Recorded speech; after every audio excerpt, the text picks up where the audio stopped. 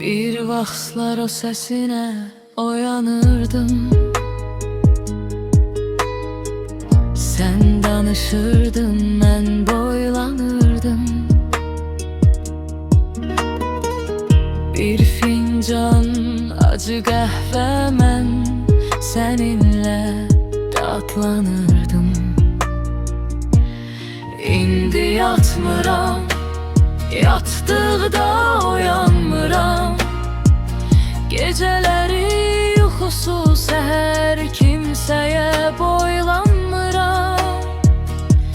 Şəhərdə yalnız gəzirəm, qəhvəni şəkərlə içirəm.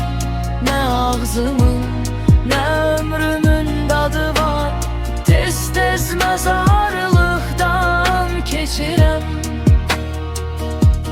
Şəhərdə yalnız gəzirəm, qəhvəni şəkərlə